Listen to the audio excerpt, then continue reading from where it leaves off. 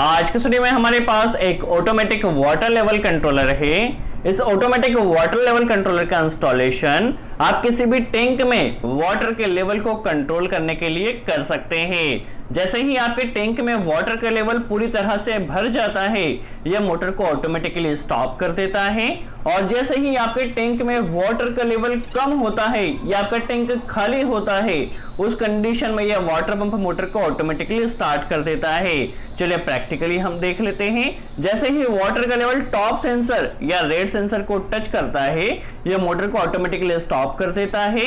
और जब आपका टैंक खाली होता है और वाटर का लेवल ग्रीन सेंसर से नीचे होता है, तो उस कंडीशन में मोटर को ऑटोमेटिकली स्टार्ट कर देता है। देखिए जैसे ही वाटर का लेवल ग्रीन सेंसर के नीचे जाएगा, यह मोटर को ऑटोमेटिकली स्टार्ट कर देता है।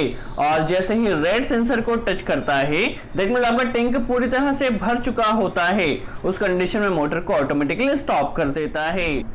आज के स्टडी में हमारे पास एक न्यूट्रॉनिक्स कंपनी का WL01 मॉडल का बेस्ट क्वालिटी का ऑटोमेटिक वाटर लेवल कंट्रोलर है, जिसका इंस्टॉलेशन हम एक वाटर पंप मोटर के साथ प्रैक्टिकली सीखने वाले हैं। और सीखने वाले किस तरह मोटर को automatically start and automatically stop करता है।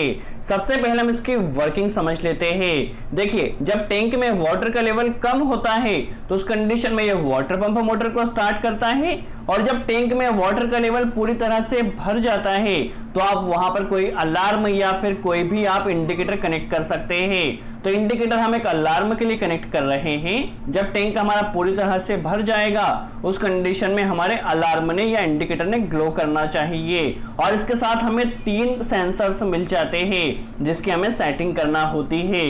कनेक्शन की बात की जाए, देखिए हमें यहाँ पे इनपुट पावर सप्लाई फेज और न्यूट्रल कनेक्ट करना होता है। और यहाँ पर हमें एक रिले दिया जाता है, जिसमें कॉमन, एनो एंड एनसी होता है। जब वाटर का लेवल कम होता है, तो उस कंडीशन में एनसी से सप्लाई निकलेगी और हमारे कॉन्टेक्टर को ऑपरेट करेगी, जिसके जरिए हमारी वाटर पंप मोटर स्टार्ट होगी। और जब टैंक पूरी तरह से भर जाता है, तो उस कंडीशन में रिले ऑपरेट होता है और एनओ से सप्लाई निकलती है। उस कंडीशन में हमारा इंडिकेटर या अलार्म ऑन होगा। और यहां पर आपको देखिए हाई, लो एंड मिड के या कॉमन के आपको 3 सेंसर दिए जाते हैं। जो लो सेंसर होता है उसे आपको टैंक में बॉटम में इंस्टॉल करना होता है। जो कॉमन सेंसर होता है उसे आपको बॉटम से करीब 10 to 20% ऊपर इंस्टॉल करना होता है। और जो हाई सेंसर होता है उसे हमें सबसे टॉप में इंस्टॉल करना होता है। जैसे ही हाई सेंसर को वाटर लेवल टच करता है, हमारी मोटर ऑटोमेटिकली स्टॉप हो जाती है। एक बार फिर से जो कॉमन सेंसर है उसे हमें टैंक में नीचे से 10 to 20% पे इंस्टॉल करना है।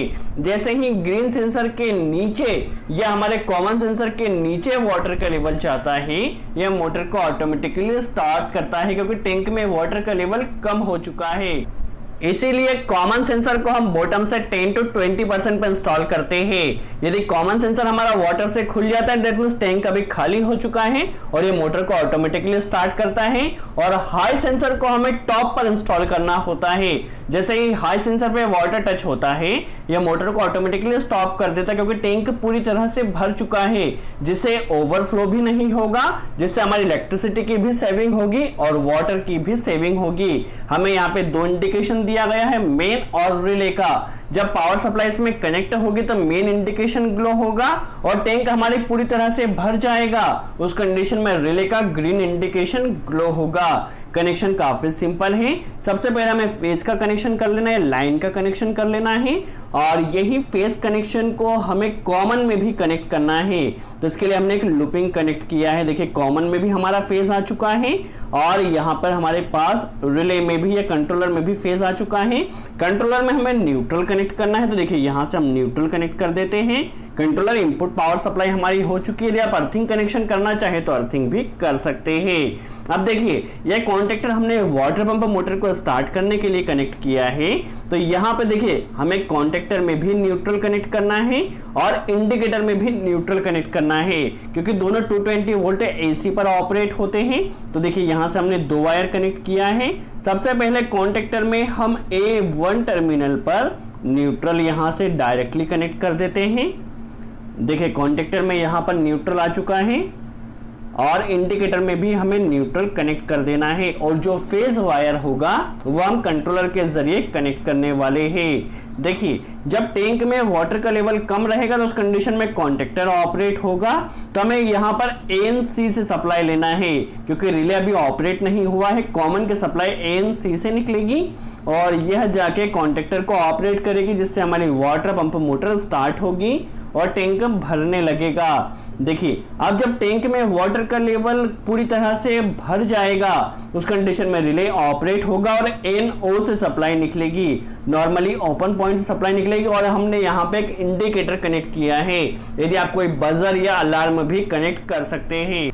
जो ब्लैक सेंसर है इसे हम टैंक में बॉटम या बेस में इंस्टॉल करने वाले हैं। जो ग्रीन सेंसर है इसे हम कॉमन सेंसर में यूज करने वाले हैं, और जो रेड सेंसर है इस रेड सेंसर को हम टैंक में टॉप पर इंस्टॉल करने वाले हैं। सबसे पहले देखिए, हमारे पास बॉटम के लिए रेड सेंसर को यहाँ पे लो पर कनेक्ट कर लिया है।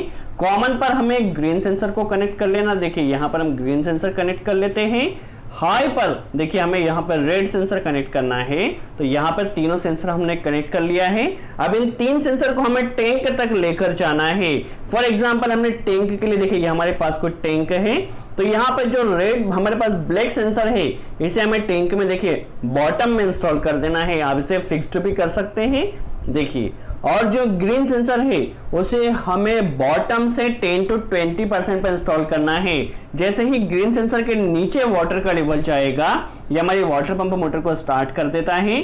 और जो हमारे पास रेड सेंसर है इसे हमें टॉप पर इंस्टॉल करना है, ताकि वाटर का ओवरफ्लो ना हो सके। देखिए, इसे हमने टॉप पर इंस्टॉल कर लिया है। हमारे तीनों सेंसर का इंस्टॉलेशन यहाँ पर हो चुका है। अब देखिए, ग्रीन सेंसर के नीचे जाते ही हमारी मोटर स्टार्ट हो जाएगी, और रेड सेंसर को जैसे ही वाटर टच करता है मोटर हमारी स्टॉप हो जाएगी।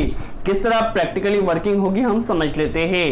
अब हमें वाटर पंप मोटर के लिए कनेक्शन करना है, तो वाटर पंप मोटर को रन करने के लिए फेज एंड न्यूट्रल कनेक्ट करना होता है। तो देखिए, यहाँ पे फेज और न्यूट्रल हम यहाँ मेन MCB से ही कनेक्ट कर लेते हैं। देखिए, फेज और न्यूट्रल को हमें कॉन्टेक्टर के L1 एंड L2 सिरे पर कनेक्ट करना है। 5 एम्पियर तक के लोड को आप डायरेक्टली इस कंट्रोलर के जरिए रन कर सकते हैं। यदि 5 एम्पियर से ज्यादा का कोई लोड है तो उस कंडीशन में आपको कॉन्टेक्टर कनेक्ट करना होगा। देखिए, हमने यहाँ पे कॉन्टेक्टर कनेक्ट किया है, देखिए इस तरह से। और ये हमारे पास 2 वायर वाटर पंप मोटर में जाने वाले हैं, फेज और न्यूट्रल। जैसे ही कॉन्टेक्टर हमारा ऑपरेट होगा तो वाटर पंप मोटर कॉन्टेक्टर के जरिए ऑपरेट होगी। देखिए, हमारा प्रॉपर कनेक्शन हो चुका है।